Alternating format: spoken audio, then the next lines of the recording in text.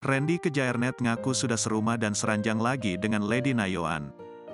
Diketahui Randy Kejaernet dan Kladi Nayoan sepakat untuk memperbaiki rumah tangganya dan kembali rujuk.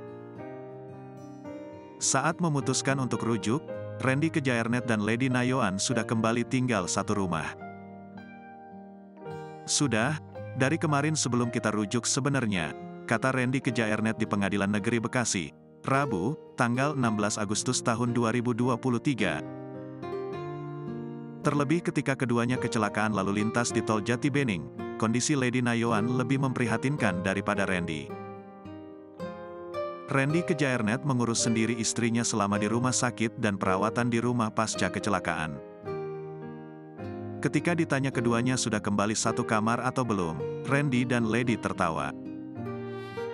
Randy mengatakan jika keduanya sudah tidur dalam satu ranjang yang sama. "Sekamarlah," singkat Randy tertawa.